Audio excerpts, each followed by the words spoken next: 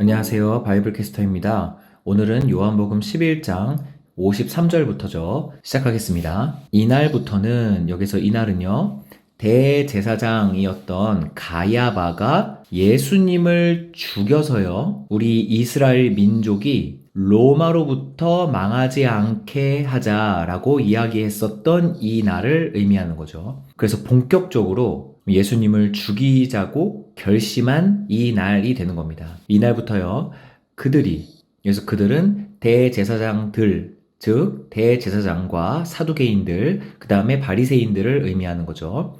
예수를 죽이려고 작전을 짜기 시작합니다. 54절이요. 그러므로 예수께서 다시 유대인 가운데에 드러나게 다니지 아니하시고, 여기서 그러므로라는 말을 통해서요, 예수님께서는 저들의 은밀한 계획을 알고 계시는 그 신성이 또 드러나게 됩니다. 우리 앞서서 요한복음 1장부터 계속되는 기조가 뭐냐 하면은, 인간들이 악한 생각을 했을 때에 예수님께서는 저들의 속마음을 이미 알고 계시다라는 것이 자주 언급이 됐었죠. 여기도 마찬가지라는 것입니다. 그 이유는 이 요한복음의 특성이 예수 그리스도의 신성에 초점을 맞추고 있는 장이기 때문이죠. 그러므로 예수께서 다시 유대인 가운데에 드러나게 다니지 아니하셨고요. 거기 바로 유대 땅이죠. 그 유대 땅을 떠나서 빈들 가까운 곳인 에브라임이라는 동네에 가서 제자들과 함께 거기 머무르시니라 라고 합니다.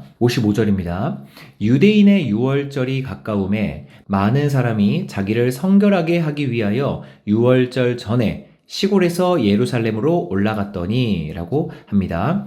여기에서 왜 유월절이라는 아주 큰 명절을 지키기 위해서요, 이 유월절 전에 예루살렘 성전으로 올라갔냐 하면은요, 많은 사람이 자기를 성결하게 하기 위하여라고 합니다. 이거는 역시 배경을 좀 알려드려야 되는데요. 유월절 전에는요, 여러 가지 결례들을 지켜야 하는 것이 있었어요. 예를 들면 머리를 깎아야 된다거나 옷을 빠는 정도의 것이었어요. 출애굽기 19장 10절에 보면요, 여호와께서 모세에게 이르시되 너는 백성에게로 가서 오늘과 내일 그들을 성결하게 하며 그들에게 옷을 빨게 하고 라는 말이 있습니다. 그리고 또 모세의 율법에 의하면요, 종교 의식을 할 때에 부정을 입은 자는 이 유월절 축제에 참가할 자격이 없었어요. 그래서 먼저 이 부정을 제하는 성결 의식을 했어야 했습니다. 이거는요, 어떤 성결 의식은 한 일주일 정도 걸렸고요. 또 성전에서 의식을 치러야 하기도 했어요. 그래서 유월절 축제에 참석하기 위해 흩어져서 살았던 많은 유대인들이 일찍부터 예루살렘에 올라와서 스스로를 성결케 했다라는 것이죠. 그리고 56절이요. 여기서 그들은 예루살렘에 먼저 올라온 이 자기를 성결하게 하기 위한 사람들, 그들이요. 그러니까 먼저 와 있었던 사람들이요. 그 사람들이 예수를 찾습니다. 왜 예수를 찾냐면요, 예수도 유월절 축제 이전에 먼저 자기를 성결하기 위해서 자기들처럼 미리 와 있을 거라고 생각을 하는 거예요. 이것이 상당히 의미하는 바가 있는데요, 예수님은 죽은 나사로를 살리시지 않았습니까? 이거는 엄청나게 소문이 빨리 퍼졌겠죠. 왜냐하면 그거를 목격한 사람들이 너무 많았으니까요. 그런데 왜 예수가 유월절 전에 자기를 성결하게 하기 위하여 미리 자기들처럼 올라와 있을 거라고 생각을 했냐면은, 이 예수가 지금 부정하다라는 것을 이들은 생각하고 있다는 거예요. 왜 예수님이 부정하냐? 바로 나사로라는 시체를 만졌다고 생각을 하는 거기 때문입니다. 나사로는 시체가 맞았어요. 하지만 예수님께서 그 나사로를 살리셨죠. 그런데 이들은요, 그 살렸다라는 것에 초점을 맞추는 게 아니라 죽은 나사로와 접촉을 했다라는 걸 통하여서 시체를 만진 자는 부정한 사람 취급을 받았거든요. 그래서 예수도 부정하다. 왜냐하면은 나사로라는 시체를 만졌기 때문에. 그래서 자기들처럼 자기를 성결하게 하기 위하여 예루살렘에 미리 와 있지 않았을까라고 찾고 있다는 겁니다. 이것은 이들의 마음속에 예수님께서 나사로를 살리셨다라는 것에 초점을 맞춰서 그것에 감격하고 예수님을 믿으려는 것이 아니라, 살렸든 못 살렸든지 간에 어라? 시체 만졌잖아. 그러면 부정한 거 아닌가? 라는 율법주의와 행위주의의 극을 달리고 있었던 이들의 사상과 굉장히 상통하는 발상이라는 것이죠. 예수님께서 어떤 일을 행하셨을 때 그 안에 담겨 있는 의미, 상징성, 또 구약 예언의 성취, 이런 것들은 다 필요 없는 겁니다. 그냥 그들의 눈에 보기에 예수가 율법을 지켰냐 안 지켰냐, 그 순간적인 발상에 갇혀서 예수님을 알아보지 못하는 어리석은 모습이 여기에서 그대로 또 드러나고 있다는 것이죠. 그리고 이렇게 말합니다. 너희 생각에는 어떠하냐? 예수가 명절에 오지 아니하겠느냐? 이렇게 말한 이유는 찾아보니까 예수가 없거든요. 자기를 성결하기 위하여 먼저 왔어야 된다고 생각을 했는데 찾아봤는데 없어요. 그래서 서로 말합니다. 야, 예수가 6월절 명절에는 오겠지? 이렇게요. 근데 그 이유가 뭐냐? 그거는 예수님을 직접 만나고 그분을 영접하려고 하는 것이 아니라 57절에 친절하게 그 이유에 대해서 설명해주고 있습니다.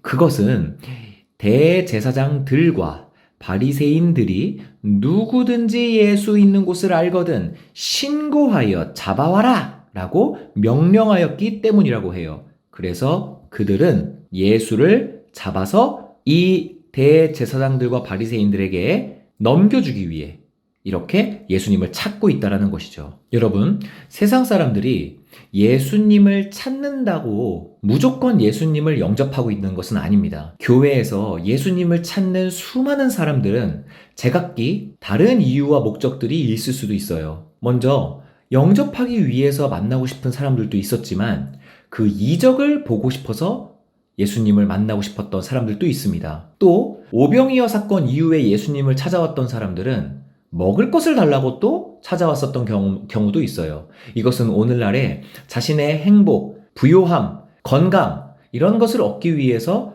교회로 나가는 사람들이라고 상징해 볼 수가 있겠죠. 또 심지어는 이 부분은 어떻습니까? 예수님을 잡아서 세상에게 넘겨주기 위해 불손한 마음을 갖고 교회로 나오는 사람들을 볼 수가 있지요. 세상에게 교회를 고발하기 위해서 예수 믿는 사람들이랍시고 하나도 다른 게 없더라. 심지어는 교회가 세상의 악의 뿌리더라. 라고 그 근거를 발견하기 위해 교회에 침투하는 사람들도 있다라는 것입니다. 바리새인들과 대제사장들은 로마에 저항할 의사가 없음을 예수 그리스도를 처형함으로써 보여주려고 했습니다. 그래서 자신의 기득권을 지켜주고 있는 것 같은 그 로마에게 계속해서 자신의 기득권을 유지시켜달라는 어필이었던 것이죠. 아더핑크 목사님께서는 이 요한복음 11장에 관련된 것을 창세기에 멜기세덱의 축복과 연관을 짓는데요. 이들은 유대인들입니다.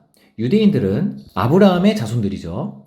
이들에게 있어서 아브라함의 후손이라는 이 명명은요, 엄청난 자부심이었어요.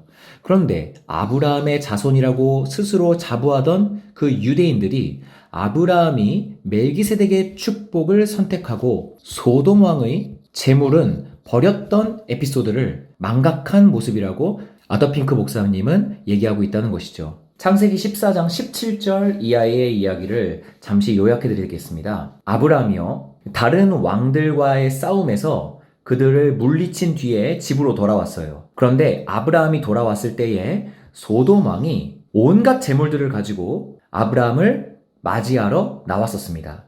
근데 동시에요, 살렘 왕 멜기세덱도 아브라함을 맞으러 나와요. 그러니까 아브라함이 이렇게 있을 때 소돔 왕과 멜기세덱 왕이 이렇게 두 명이서 아브라함을 맞이하러 나왔다는 것이죠. 근데 이 멜기세덱은 하나님의 제사장이라고 나옵니다. 이 멜기세덱은 예수 그리스도의 구약적 현현이라고 보기도 하는데요. 이 멜기세덱이 아브라함에게 축복을 합니다.